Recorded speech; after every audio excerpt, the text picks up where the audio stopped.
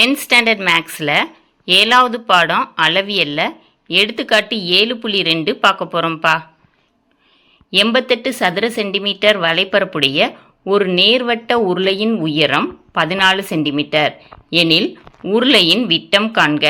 அதாவது ஒரு உருளையோட வலைப்பரப்பு கொடுத்துட்டாங்க, அப்புறம் உயரம் கொடுத்துட்டாங்க, அதிலிருந்து விட்டம் கண்டுபிடிக்க சொல்லியிருக்காங்க.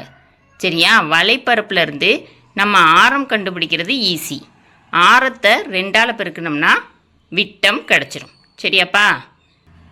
இப்போ பாருங்கள், கணக்கில் கொடுத்துருக்கிறத ஃபஸ்ட்டு எழுதிக்கணும். உருளையின் வலைப்பரப்பு 88 சதுர சென்டிமீட்டர். உருளையின் உயரம் ஹைட் = 14 சென்டிமீட்டர். உருளையின் விட்டம் டி தான் கேட்டிருக்காங்க, என்னன்னு போட்டுக்கிற வேண்டியதான். D = 2r. சரியா? இப்போ உருளையின் ஆரம் கண்டுபிடிக்கணும் ஃபஸ்ட்டு. சரியாப்பா? இதுக்கு உருளையின் வலைப்பரப்போட ஃபார்முலா எழுதணும். உருளையின் வலைப்பரப்பு = 2πrh சதுர அலகு. இப்போ 2πrhல மதிப்புகளை பிரதியிடணும். சரியா? 2க்கு பதிலாக அப்படியே 2 போட்டுடலாம். பைக்கு 22/7 போட்டுடலாம். ஆர் தெரியாது, அதனால் ஆர் அப்படியே போட்டுடலாம். ஹைச்சு கொடுத்துருக்காங்க 14, போட்டுற வேண்டியதுதான். 2 × 22/7 × r × 14. சரியா? அதை இங்கிட்டு எழுதி அதோட மதிப்பு எவ்வளோ கொடுத்துருக்காங்க? 88 சதுர சென்டிமீட்டர் கொடுத்துருக்காங்க.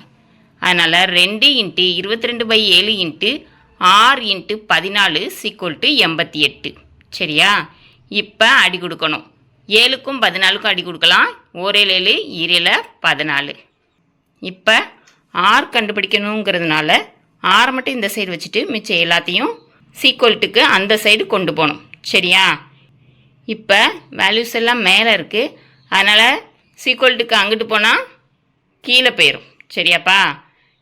ஆர் = 88 மேலே இருக்கிறது 2 × 22 × 2. சரியா? இப்போ அடித்து கொடுக்கணும். 2 88 அடித்து கொடுத்தீங்கன்னா 1 2 44 2 88. சரியா? பழையபடி 2 இருக்குது. 1 2 22 2 44. சரியா? இப்போ 22 22 அடித்து கொடுத்தோம்னா 22 22. அப்போ ஆர் = 1 சென்டிமீட்டர் கண்டுபிடிச்சாச்சு. உருளையின் விட்டம் = 2r. சரியா? அப்போ டி = 2 × 1 2. அப்போ உருளையின் விட்டம் டி = 2 சென்டிமீட்டர்.